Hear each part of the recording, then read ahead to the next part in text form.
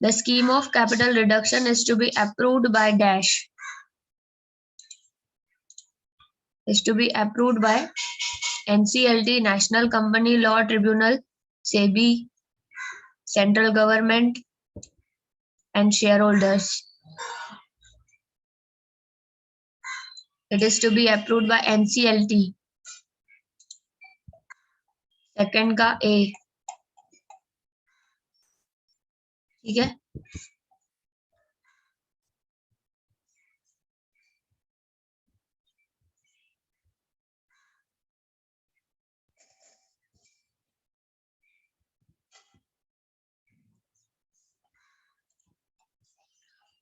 Second का answer है A. अभी next third. Fictitious assets are transferred to dash. Internal reconstruction account यानी capital reduction account. Internal reconstruction का मतलब capital reduction account, security premium account, share capital, capital reserve. Fictitious assets यानी preliminary expenses are transferred to internal reconstruction account. Answer is A. Fourth का A. ये रह गया हमारा third वाला. The scheme of internal reconstruction involves dash company. 1, 2 companies, 3 companies or many companies.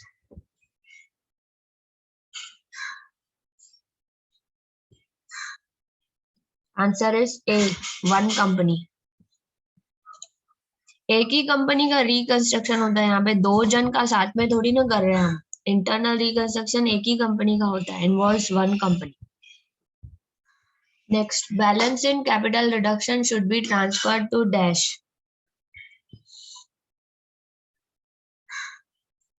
Answer is,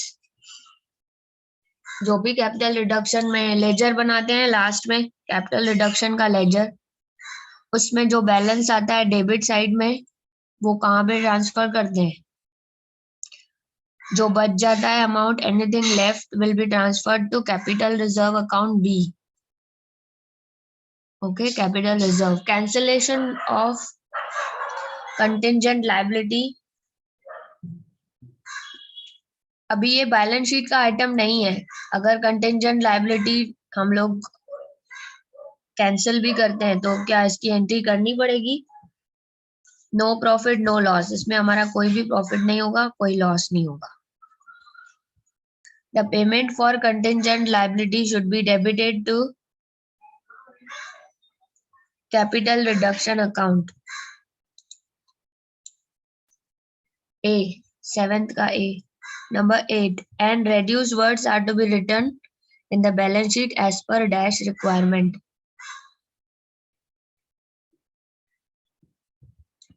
As per dash requirement. Answer is A. Company law. Very good Akhil. Company law के हिसाब से आपको balance sheet में and reduced words लिखना है. Balance sheet जहां पे आप टॉप में लिखते हो वहां पे एंड रेड्यूस्ड. कंपनी लॉ के हिसाब से.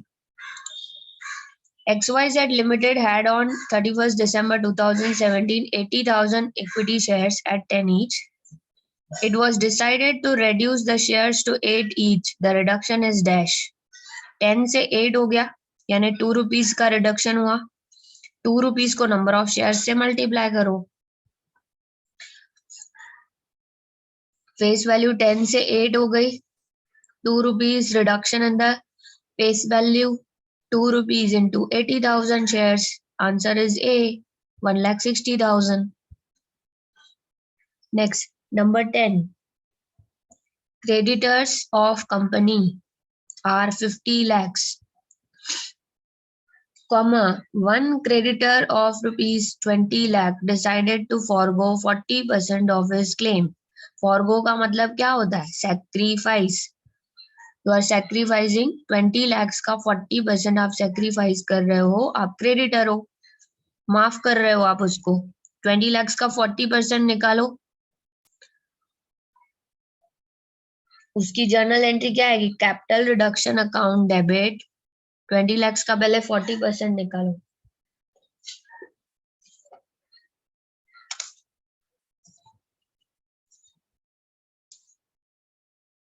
8 lakhs डेबिट में आएगा। Creditor account debit 8 lakhs। उसको कितने शेयर्स दिए हैं? 30,000 into 40 in full satisfaction. 8 lakh के बदले में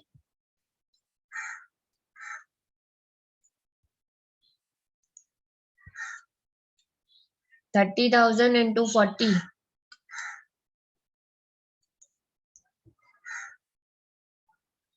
20।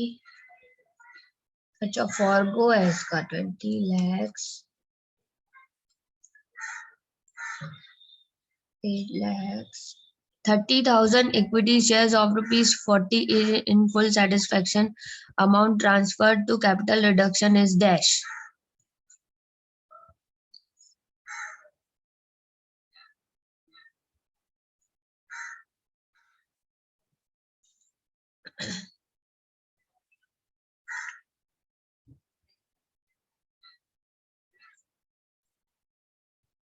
कैपिटल रिडक्शन में कितना जाएगा?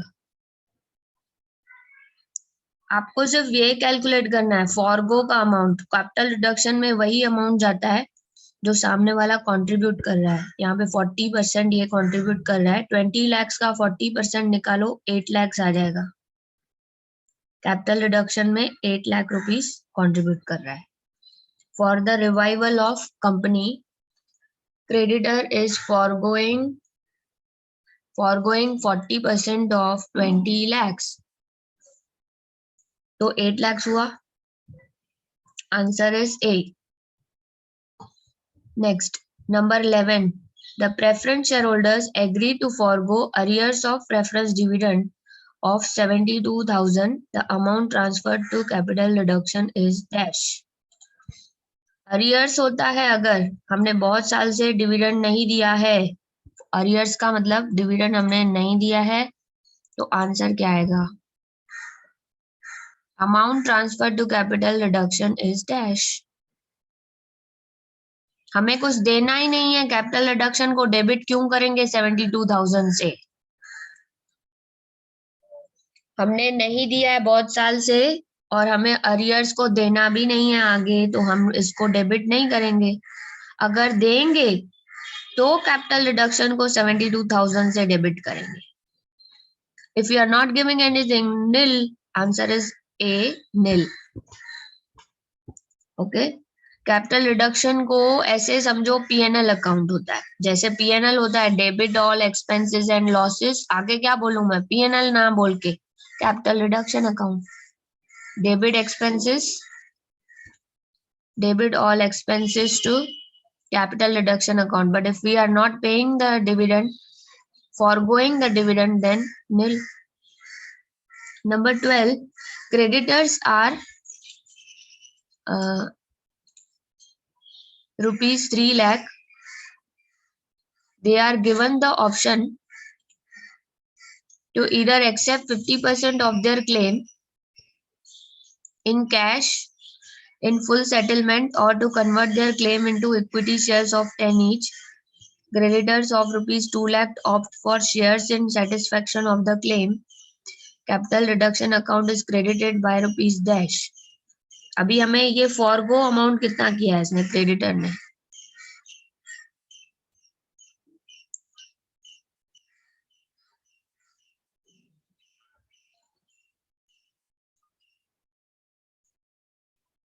इसने कितना फॉरगो किया है? नंबर 12,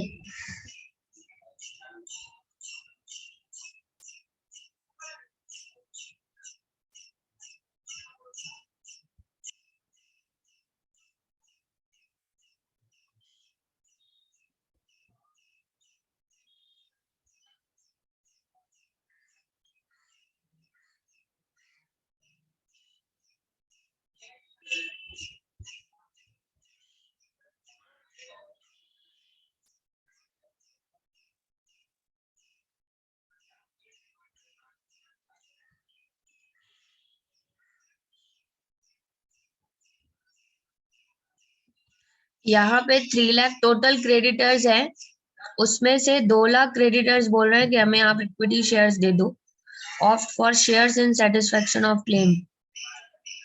उनको शेयर्स दिए जा रहे हैं 2 लाख क्रेडिटर्स को, ठीक है। 2 लाख क्रेडिटर्स को हम 2 लाख क्रेडिटर्स को इक्विटी शेयर्स दे रहे हैं। 3 लाख में से 2 लाख चला गया, 1 लाख बचा। बाकी 1 लाख को हमने बोला है अगर कैश चाहिए तो 50% मिलेगी। तो यानी यहाँ पे हमारे 50,000 बच रहे हैं। कैसे वापस बताती हूँ। टोटल 3 लाख पेमेंट करना था क्रेडिटर्स को। उनको हमने बोला कि अगर आपको पैसे चाहिए तो हम 50% देंगे, अगर शेयर्स चाहिए तो फुल अमाउंट के शेयर्स मिल जाएंगे। तो 2 लाख क्रेडिटर्स ने क्या बोला, 2 लाख रुपीस के क्रेडिटर्स ने बोला कि हमें शेयर्स दे दो, तो हमने 2 लाख के शेयर्स दे दिए। और जो बाकी 1 लाख क्रेडिटर्स थे, यहाँ पे नहीं लिखा है, आपको समझ के लेना है। जो रिमेनिंग 1 लाख क्रेडिटर्स थे, उन्होंने क्या बोला कि हमें कैश दो, 50% of their claim in cash, यानी उनको सिर्फ 50% मिलेगा। 1 लाख चाहिए था, लेकिन इनको मिलेगा कितना कंपनी से, 50%। यानी इन्होंने फॉरगो किया, 50% माफ कर दिया कंपनी को, 50,000 का हमारा क्रेडिट हो जाएगा। जब हमारी लाइबिलिटी कम होती है तो क्या होता है, credit all incomes and gain when liability is reducing. 50,000 का क्रेडिट हो गया। समझा? आंसर है सी। जो यहाँ पे नहीं है उसके बारे में सोचना है। 3 लाख माइनस 2 लाख, 1 लाख यहाँ पे नहीं लिखा है। 1 लाख हमें कैश देनी थी, लेकिन हमने उनको पहले ही बोला था हम 50% क्लेम देंगे कैश में, तो 50% हमने पे किया और 50% हम लोगों ने अपने अकाउंट में क्रेडिट कर दिया। 50,000 कैपिटल रिडक्शन अकाउंट में क्रेडिट कर दिया, 50,000। This amount is sacrificed by creditors for reviving the loss making company.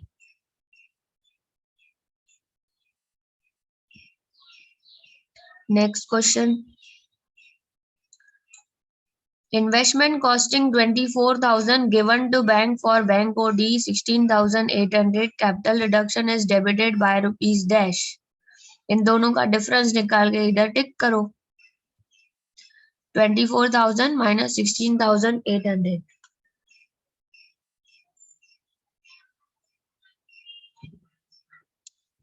7,200.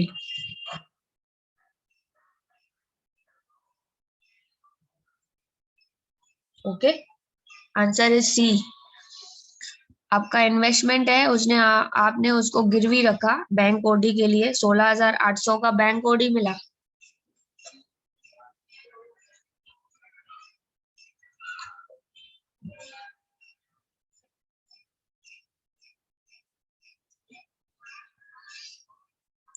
Investment ज्यादा अमाउंट का है, लोन कम अमाउंट का मिला, पूरा थोड़ी ना मिलता है,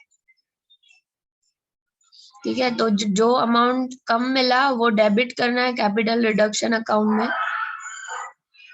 Y Limited has 8,000 equity shares of ₹100 each. Each share is subdivided into 10 equity shares of ₹10 each. इसको बोलते हैं सब डिवीजन ऑफ शेयर्स। मैंने आपको 100 रुपए का नोट दिया, आपने मुझे 10 रुपीज के 10 नोट्स दिए, ठीक है। तो आप जब यहाँ पर 8,000 शेयर्स थे पहले, अगर हमने उसको 100 ईच से 10 ईच कर दिया तो 1 0 यहाँ पे बढ़ा दो। अगर हमने छोटे छोटे शेयर्स बना दिए तो शेयर्स बढ़ जाएंगे। 100 रुपीज का एक शेयर था, अभी 10 रुपीज का एक शेयर हो जाएगा, तो नंबर ऑफ शेयर सीधा 80,000 हो जाएंगे। बी 14 का आंसर है B. Provision for taxation 1 lakh, ये हमारी लायबिलिटी साइड में लिखा है बैलेंस शीट के। लायबिलिटी हमारी है, प्रोविजन हमने बना के रखी है टैक्सेशन की। Tax liability of company settled at 80,000 and it is paid immediately. हमने इसमें से 80,000 हमने पे कर चुके हैं। Amount credited to capital reduction is dash. 1 lakh की हमने रिजर्व बनाई थी टैक्स के लिए, जमा किया था टैक्स के लिए, उसमें से 80,000 की टैक्स हुई पे कर दिया हमने, बाकी जो बचा वो हमें कैपिटल रिडक्शन अकाउंट में क्रेडिट कर देना है 20,000। आंसर सी, 15th का answer C. Number 16, 6% debentures of ₹100 each, ₹1 lakh to be converted into such number of 8% debentures of ₹50 each as to generate the same amount of interest as before. The amount of 8% debentures will be dash.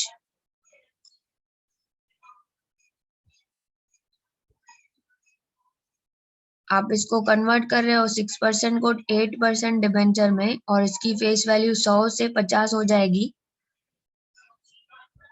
Okay, और amount of 8% debenture will be dash. कम हो जाएगा ना amount.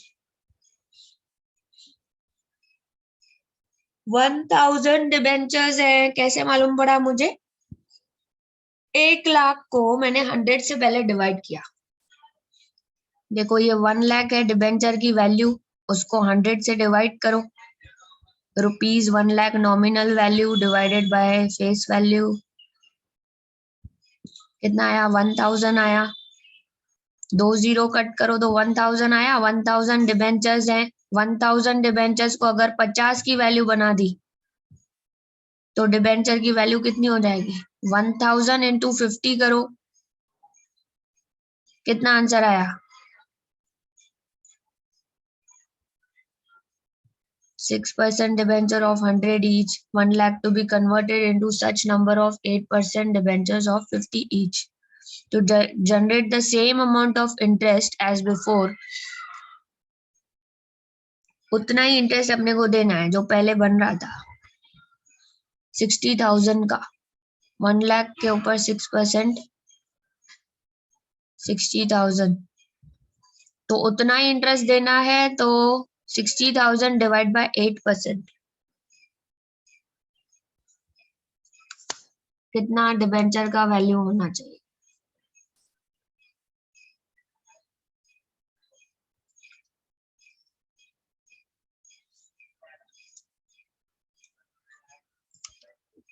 Sorry, 6,000 interest, 1 lakh का 6%, 6,000 interest, 6,000 divided by 8%, 75,000। Answer 75,000। इस question में बोला है जो पहले हम इंटरेस्ट पे कर रहे थे 6,000, अभी भी हमें वही पे करना है, खाली डिबेंचर का 6 to 8 कर देना है और वैल्यू 100 से 50 कर देनी है। तो मैंने क्या किया, सबसे पहले मैंने इंटरेस्ट देखा कि हमें सेम इंटरेस्ट पे करना है, तो मैंने फोकस यहाँ पे ही रखा, सेम अमाउंट ऑफ इंटरेस्ट पे। इंटरेस्ट निकाला मैंने, 6,000 आया, 1 लाख के ऊपर 6%, और 6,000 को मैंने क्या किया, 8% से डिवाइड कर दिया, तो मेरा 75,000 आंसर आया। अगर 1 लाख पे 6% 6,000 आ रहा है, 6,000 इंटरेस्ट ही देना है हमें 8% के हिसाब से, तो 6,000 डिवाइडेड बाय 8% करेंगे तो वैल्यू ऑफ डिबेंचर्स आ जाएगा 75,000।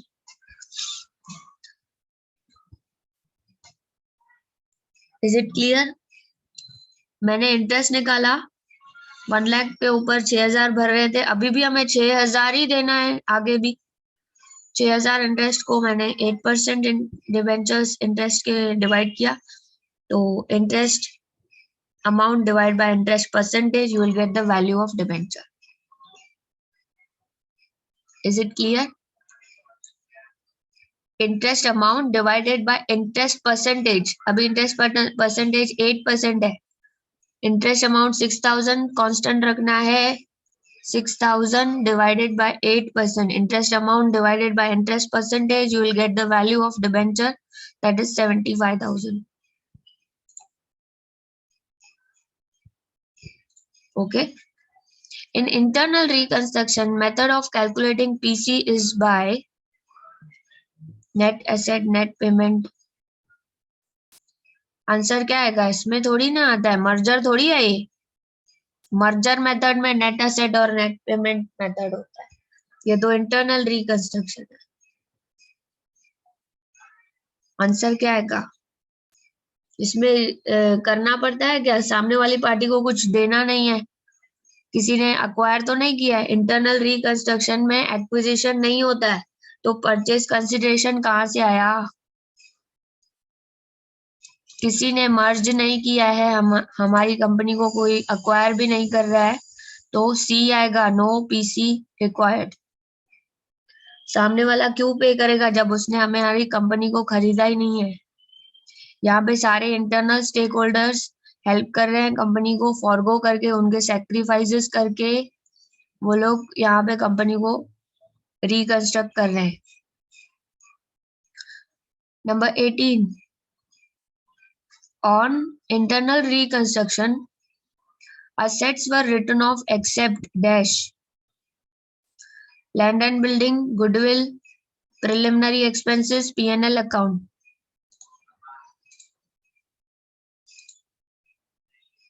एक्सेप्ट गुडविल तो राइट ऑफ करते हैं अपन, प्रिलिमिनरी एक्सपेंसेस भी राइट ऑफ करते हैं, प्रॉफिट एंड लॉस अकाउंट भी हम, लॉस अगर होएगा इसमें डेबिट बैलेंस होएगा तो भी हम राइट ऑफ करते हैं। assets are written off except dash।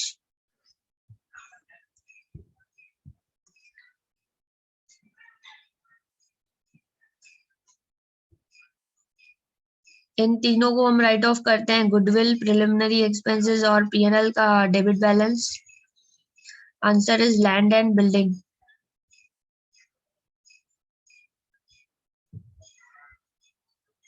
Payment of reconstruction expenses is debited to dash.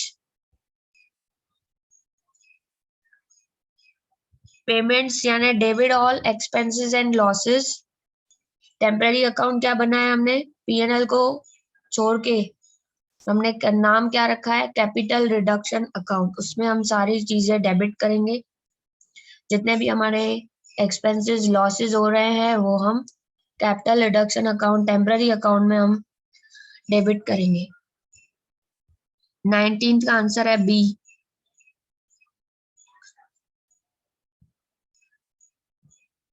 The court confirmation, okay, the court confirmation order may direct the management to add its name dash